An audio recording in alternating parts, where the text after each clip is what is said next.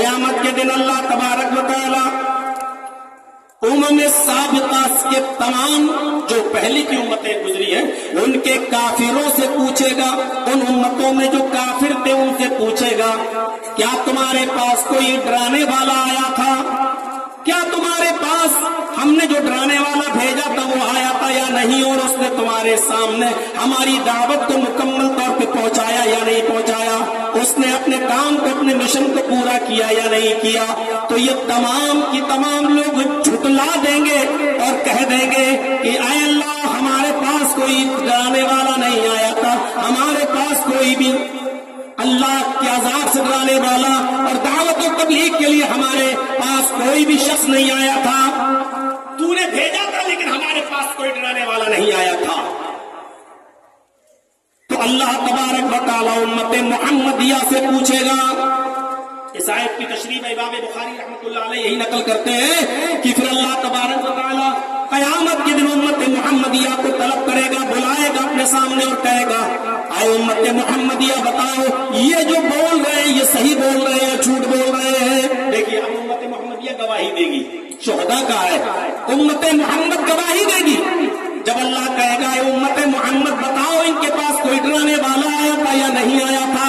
तो उम्मत मुहम्मद कहेगी, अल्लाह ये झूठ बोल रहे हैं, ये नूह की कौम, मूसा की कौम, ईसा की कौम, इब्राहिम की कौम, ज़करिया, यहया, याकूब, इन तमाम लोगों की कौमें झूठ बोल रही है। आय अल्लाह, इनके पास डराने वाला आया था और उन्होंने अपनी दावत को, अपने मिशन को पूरा कर दिया, यानी तूने उनको जो दावत देकर भेजा था वो अपने दावत को पूरा कराए हैं, ये झूठ बोल रहे हैं। अल्लाह ताला कहेगा तमाम उम्म साबिक़ा से, ये तो गवाही दे रहे हैं उम्मत मोहम्मद के लोग, ये तो कह रहे हैं कि डराने वाला आया था। तो ये तमाम की तमाम साबिक़ा उम्मतों के ये काफिर झूठे लोग चीख पड़ेंगे, आय अल्लाह, ये उम्मत मोहम्मद कैसे गवाही देगी? ये तो हमारे जमाने में थी ही नहीं, ये तो सबसे लास्ट में आई। जब मोहम्मद रसूलुल्लाह आए तो उसके बाद उम्मत मोहम्मद आई। आय अल्लाह, ये हमारे बारे में कैसे गवाही दे सकती है? ये तो हमें जानती ही नहीं हमारे पास कौन आया था कौन नहीं, फिर इनकी गवाही कैसे मान ली जाए? फिर पूछा जाएगा, आए उम्मत मोहम्मद, तुम किस बुनियाद पर गवाही दे रहे हो, जबकि तुम उनके जमाने में तो पैदा ही नहीं हुए थे? तब उम्मत मोहम्मद ये कहेगी कि हाय मेरे परवरदिगार, हमारे पास एक रसूल आया था, हमारे पास एक पैगंबर आया था, मोहम्मद रसूलुल्लाह सल्लल्लाहु अलैहि वसल्लम खातिमुन नबीयीन की हैसियत से आए थे। उनके ऊपर जो तूने किताब नाज़िल की थी कुरान करीम, उस कुरान ने हमें बताया है। और अल्लाह तबारक व तआला, अल्लाह तूने बज़रिए वही मोहम्मद रसूलुल्लाह को खबर कर दी थी और मोहम्मद रसूलुल्लाह ने हमें बतलाया कि तमाम उम्म साबिक़ा के अंदर भी डराने वाले आए हैं और उन्होंने अपने मिशन को पूरा कर दिया। हमें तो उस रसूल के जरिए पता चला है और हम उस रसूल के ऊपर अपने ज़ाती मुशाहिदे से ज्यादा एतबार करते हैं, हम उस रसूल के ऊपर अपनी ज़ात से ज्यादा भरोसा करते हैं। उस रसूल ने भी अपनी तरफ से नहीं, उस रसूल को जो बज़रिए वही बतलाया गया है, तूने उनको जो बतलाया वही बात हमें हमारे पैगंबर ने हमें बतलाई है। इस बुनियाद पर हम गवाही दे रहे हैं कि ये उम्मत साबिक़ा झूठ बोल रही है। तब उम्मत मुहम्मदिया की इस गवाही के बाद मोहम्मद रसूलुल्लाह सल्लल्लाहु अलैहि वसल्लम गवाही देने के लिए आएंगे और कहेंगे कि मेरी उम्मत बिल्कुल सही बोल रही है। आय अल्लाह, मेरी उम्मत ने जो गवाही दी है वो बिल्कुल सही गवाही दी है। इसी को कुरान ने कहा है, लितकून शुहदा अलन्नास, लितकूनु शुहदा अलन्नास, ताकि तुम आए उम्मत मोहम्मद लोगों पर गवाह हो जाओ। व यकून रसूल अलैकुम शहीदा, और वो रसूल तुम्हारे ऊपर भी गवाह हो जाए, वो रसूल तुम्हारे ऊपर भी गवाह हो जाए, वो रसूल तुम्हारे ऊपर। तो उम्मत मुहम्मदिया ने गवाही दी उम्म साबिक़ा की और उम्मत की गवाही दी जनाब मोहम्मद रसूलुल्लाह सल्लल्लाहु अलैहि वसल्लम ने कि मेरी उम्मत बिल्कुल सही बोल रही है। अब कुरान की आयत पढ़िए, वजअलनाकुम उम्मतन वसतन लितकूनु शुहदा अलन्नास। आए उम्मत मुहम्मदिया, हमने तुम्हें उम्मत वसत बनाया, मुअतदिल उम्मत बनाया, यानी तुम्हें ऐसे अहकाम और ऐसे फरामीन और ऐसी शरीयत की है जिस पर तुम आसानी के साथ अमल कर सकते हो।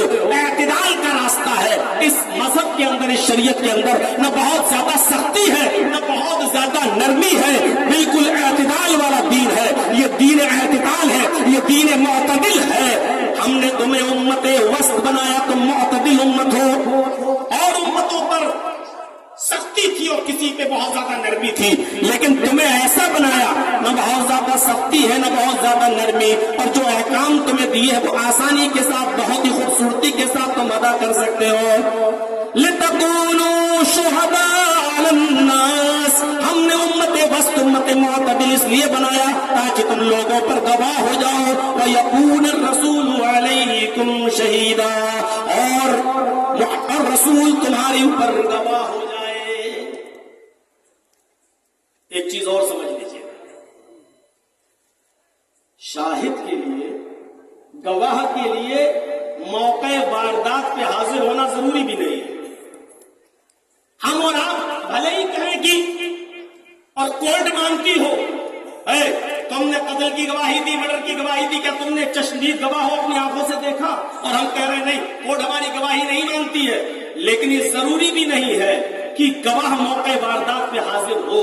میں پوچھنا چاہتا ہوں تمام لوگوں سے جو گواہ کے لیے موقع واردات پہ حاضر ہونا ضروری مانتے ہیں اور اس بنیاد پر نبی اکرم کو حاضر ناظر مانتے ہیں، میں پوچھتا ہوں کہ آپ بھی تو گواہی دیتے ہو اور یہ کہتے ہو اشہد ان لا الہ الا اللہ، میں گواہی دیتا ہوں، گواہ تو آپ بھی ہو نا، میں گواہی دیتا ہوں اللہ کے علاوہ کوئی معبود نہیں، تو کیا آپ نے اللہ کو دیکھا؟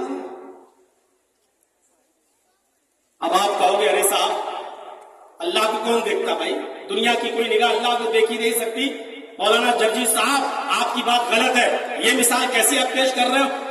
چلیے چھوڑ دیجئے اس مثال کو، آپ اس سے ہٹ کر دوسری بھی گواہی دیتے ہو، اشہد ان محمدًا عبدہ ورسولہ، اور میں اس بات کی بھی گواہی دیتا ہوں کہ محمد اللہ کے بندے اور اس کے رسول ہیں۔